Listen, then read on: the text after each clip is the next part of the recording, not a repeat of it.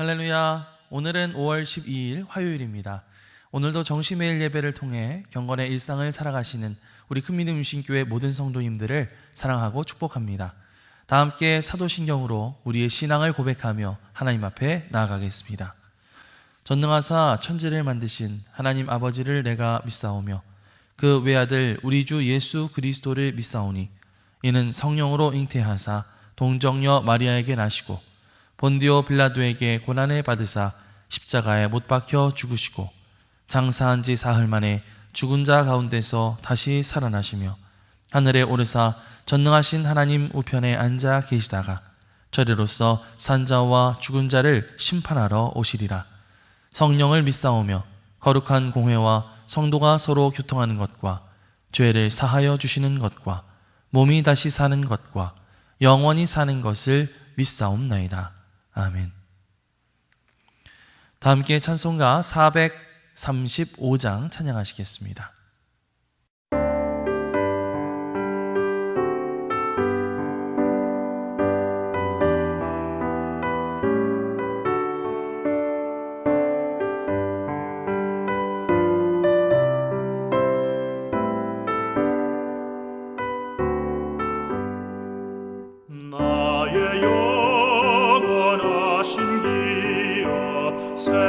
생명보다 귀하다. 나의 갈 길 다가도록 나와 동행하소서.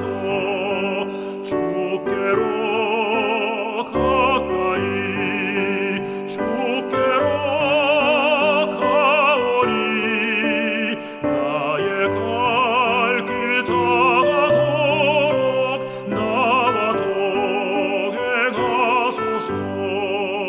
세상 복 위한 일함과 모든 병에 버리고 험한 길을 가는 동안 나와 동행하소서. 주께로 가까이 주께로 가오니 나의 갈 길 다가도록 나와 동행하소서. 어둠 골짝 지나가며 험한 바다 건너서 천국문에 이르도록 나와 동행하소서.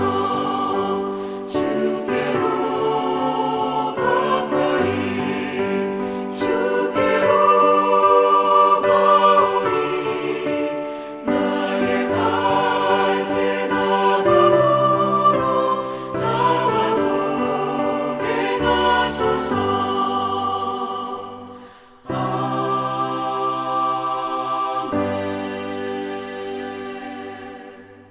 오늘 하나님께서 우리에게 주시는 말씀은 고린도전서 1장 26절에서 31절입니다. 형제들아 너희를 부르심을 보라. 육체를 따라 지혜로운 자가 많지 아니하며 능한 자가 많지 아니하며 문벌 좋은 자가 많지 아니하도다.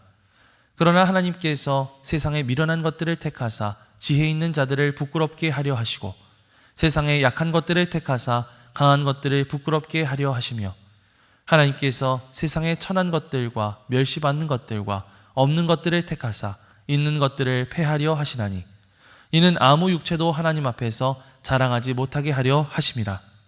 너희는 하나님으로부터 나서 그리스도 예수 안에 있고 우리는 하나님으로부터 나와서 우리에게 지혜와 의로움과 거룩함과 구원함이 되셨으니 기록된 바 자랑하는 자는 주 안에서 자랑하라 함과 같게 하려 함이라. 이는 하나님의 말씀입니다. 아멘.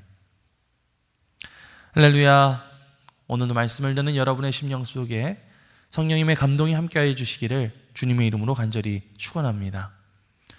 고린도 교회는 바울이 제2차 전도 여행 중에 세운 교회였습니다. 고린도라는 도시는 당시 그리스의 상업 중심지였고 헬라 문화와 철학이 꽃피우던 곳이었습니다. 그곳에는 지혜를 자랑하는 철학자들이 있었고 능력을 자랑하는 권력자들이 있었고 또 가문을 자랑하는 귀족들이 있었죠. 그런데 문제가 생겼습니다. 이 고린도 교회 안에 분열과 다툼이 일어나게 된 것인데요. 어떤 사람은 나는 바울에게 속했다. 또 나는 아볼로에게 속했다. 나는 게바에게 속했다. 이러면서 파당을 짓기 시작했던 것입니다. 그들은 세상의 기준으로 사람을 평가하고 세상의 지혜로 신앙을 자랑하기 시작했죠. 바울은 이런 고린도 교회를 향해서 근본적인 질문을 던지고 있습니다. 형제들아, 너희를 부르심을 보라 라고 말하고 있죠. 오늘 이 시간을 통해서 하나님께서 과연 어떠한 사람들을 부르셨는가? 왜 그렇게 하셨는가? 그래서 우리는 무엇을 자랑해야 하는가? 함께 살펴보는 시간이 되었으면 좋겠습니다. 우리 26절 말씀을 함께 읽겠습니다. 형제들아, 너희를 부르심을 보라. 육체를 따라 지혜로운 자가 많지 아니하며 능한 자가 많지 아니하며 문벌 좋은 자가 많지 아니하도다. 아멘. 사도 바울은요, 고린도 교회 성도들에게 그들이 처음 부르심을 받았을 때를 생각해 보라고 권면하고 있습니다. 세상의 기준으로 봤을 때 그들 가운데에는 지혜롭다고 여겨지는 자가 많지 않았습니다. 다시 말하면 고등교육을 받은 철학자나 학자 같은 사람들이 별로 없었다는 거죠. 능한 자가 많지 아니하며 라고 말하고 있는데요, 높은 지위나 권력을 가진 사람들이 별로 없다는 이야기입니다. 문벌 좋은 자가 많지 아니하도다 라는 것은 명문가 출신의 사람들이 많지 않았다는 것입니다. 다시 말하면 세상적으로 봤을 때 그들은 자랑할 만한 것들이 별로 없는 사람들이었다는 것이죠. 하지만 중요한 것은 뭔가요?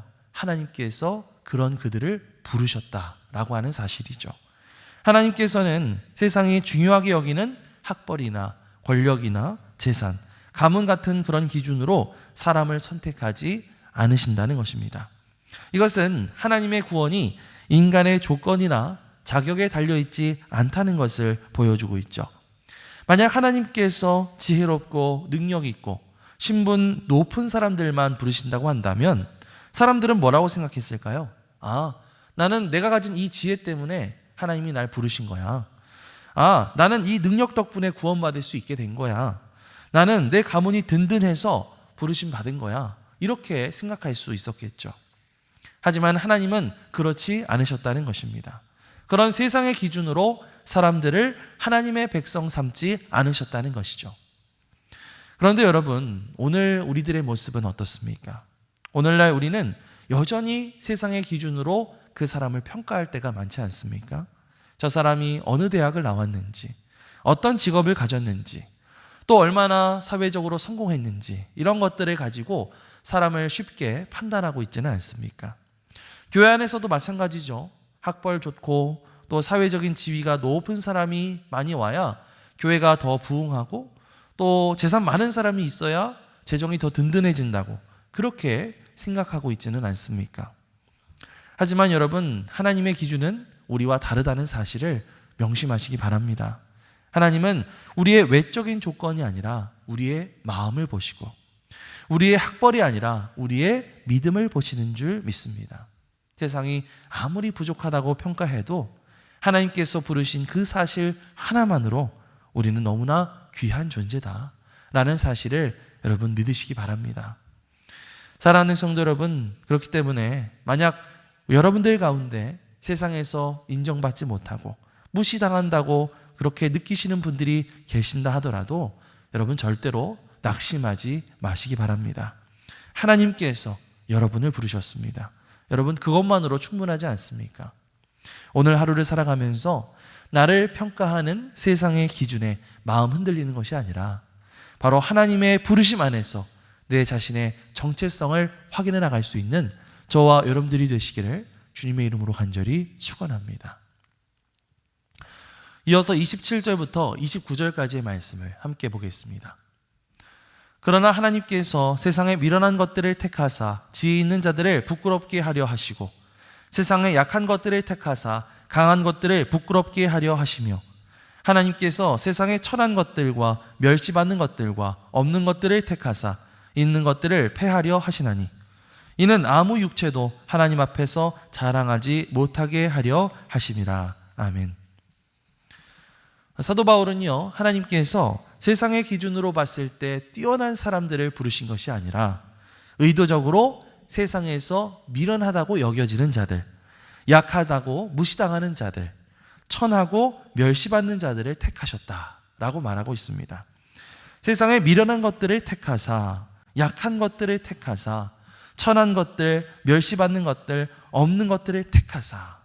여기 택하사라는 말이 계속 반복되고 있죠. 이 택하사라는 말이 반복되는 것은 그들이 그렇게 하나님의 부르심을 받은 것이 그저 우연이 아니라 바로 하나님의 명확한 선택이었다라고 하는 것을 강조하기 위한 표현입니다. 자, 그렇다면 왜 하필 그런 사람들을 선택하셨을까요?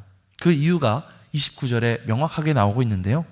이는 아무 육체도 하나님 앞에서 자랑하지 못하게 하려 하심이라. 하나님께서 연약한 자를 택하신 것은 그들을 통해서 하나님의 능력이 더욱 분명하게 드러나도록 하기 위함이었다는 사실이죠. 그렇습니다, 여러분. 하나님께서는요, 우리의 연약함을 통해서 당신의 능력을 나타내시는 분이신 줄 믿습니다. 하나님의 방법은 세상의 방법과는 다르죠. 세상은 강한 자를 통해서 더 강해지려고 하지만 하나님은 약한 자를 통해서 당신의 강하심을 나타내시는 분이라는 것입니다. 세상은 지혜로운 자를 통해서 문제를 해결하려 하지만 하나님은 미련한 자를 통해서 당신의 지혜를 드러내신다는 사실이죠. 왜 그럴까요? 아까 말했던 것과 비슷하게 하나님께서 능력 있고 지혜로운 자를 택하셔서 그 일을 행했다면 사람들이 뭐라고 말하겠어요? 그 사람의 능력 덕분에 이 일이 이루어질 수 있었어. 그 사람의 지혜 덕분에 이게 풀릴 수 있었던 거야. 이렇게 말하겠죠. 하지만 연약하고 부족한 자를 통해서 어떤 놀라운 일들이 일어나게 되면 사람들은 어떤 반응을 보일까요? 모든 사람들이 이건 진짜 하나님의 도우심이다. 이건 하나님의 능력이다. 이렇게 고백할 수밖에 없게 되겠죠. 그래서 하나님은 우리가 너무나 부족함에도 불구하고 그런 우리를 통해서 일하고 계신다고 하는 사실입니다. 사랑하는 성도 여러분, 우리는 우리의 연약함과 부족함을 부끄러워하며 숨기려고 할 때가 많습니다. 나는 학벌이 부족해서, 나는 능력이 없어서, 나는 경험이 적어서 하나님께 쓰임받을 수 없어. 이렇게 말하죠. 하지만 성경은 정반대로 말하고 있습니다. 바로 그 부족함, 바로 그 연약함 때문에 하나님이 나를 사용하신다 라고 하는 것입니다. 나의 부족함이 곧 하나님의 능력을 나타내는 통로가 될 수 있다는 사실입니다. 생각해 보면요, 성경 속의 많은 인물들도 하나님께 쓰임받았지만 사실 굉장히 연약한 사람들이었습니다. 하지만 하나님께서 그런 연약한 사람들을 사용하신 것이죠. 사도 바울은 뭐라고 고백합니까? 내가 약할 그때의 강함이라 이렇게 고백하죠. 나의 약함을 하나님께서 들어 사용하셔서 강함이 되게 하신다 라고 말했습니다. 모세는 어떤가요? 이 모세라고 하는 사람은 말을 잘 못하는 사람이었죠. 스스로 그렇게 입이 둔한 사람이라고 고백했는데, 하지만 그는 하나님의 말씀을 전하는 대언자가 되었습니다. 사사시대의 기드온은 가장 약한 지파의 가장 작은 자였다라고 고백합니다. 하지만 이 기드온이 나중에는 이스라엘을 구원하는 사사가 되었죠. 여러분, 다윗은 어떻습니까? 다윗은 원래 집에서도 가장 막내였고 천덕꾸러기 취급을 받던 사람이었고 목동에 불과했습니다. 하지만 나중에 어떻게 됩니까? 골리앗을 무찌르는 용사가 되죠. 하나님은 이들의 연약함을 아시지만 오히려 이들의 연약함을 통해서 역사하셨다라고 하는 사실입니다. 하나님은 우리의 부족함 때문이 아니라 우리의 부족함을 통해서 우리를 사용하기를 원하시는 줄 믿습니다. 오늘 이 기도의 시간을 통해서 여러분들의 그 연약함과 부족함을 하나님 앞에 솔직하게 털어놓으시면서 나갔으면 좋겠습니다. 하나님, 저는 부족합니다. 저는 연약합니다. 그러나 이런 부족한 저를 통해서 오히려 하나님이 더 드러나게 하여 주시옵소서. 하나님, 이런 나를 사용하여 주시옵소서. 그렇게 기도하며 나아갈 때에 우리를 들어 사용하시는 그 하나님의 놀라운 역사를 경험하는 저와 여러분들이 되시기를 주님의 이름으로 간절히 축원합니다. 마지막으로 30절과 31절 말씀을 읽어보겠습니다. 너희는 하나님으로부터 나서 그리스도 예수 안에 있고 예수는 하나님으로부터 나와서 우리에게 지혜와 의로움과 거룩함과 구원함이 되셨으니 기록된 바 자랑하는 자는 주 안에서 자랑하라 함과 같게 하려 함이라. 아멘. 여기에서 사도 바울은요, 우리의 구원이 전적으로 하나님의 은혜로 이루어졌다는 사실을 강조하고 있습니다. 너희는 하나님으로부터 나서라고 말하고 있는데요, 이 표현은 우리의 존재 자체가 하나님께로부터 왔다고 하는 고백이죠. 그리고 예수 그리스도는 우리에게 지혜와 의로움과 거룩함과 구원함이 되셨으니 라고 말하고 있습니다. 주님은 우리의 무지를 해결하시는 지혜가 되어주셨고 우리의 죄를 해결하시는 의로움이 되셨으며 우리의 더러움을 해결하시는 거룩함이 되셨다는 사실입니다. 또 우리의 멸망을 해결하시는 구원함이 되셨다라고 고백하고 있습니다. 그 모든 것이 우리의 공로가 아니라 바로 예수 그리스도 안에서 이루어지게 된 것이죠. 그렇기 때문에 31절 말씀을 보면 사도 바울은 이렇게 결론을 내립니다. 자랑하는 자는 주 안에서 자랑하라. 주 안에서 자랑하라는 것은 주님의 이름으로 나를 자랑하라는 얘기가 아니죠. 내가 주 안에 있기 때문에 그 주님을 자랑하라는 얘기입니다. 이 말씀은 예레미야 말씀을 이용한 것인데요, 예레미야 9장 24절 말씀을 보면 이렇게 나와 있죠. 자랑하는 자는 이것으로 자랑할지니 곧 명철하여 나를 아는 것과 나 여호와는 사랑과 정의와 공의를 땅에 행하는 자인 줄 깨닫는 것이라. 나는 이 일을 기뻐하노라. 여호와의 말씀이니라. 아멘.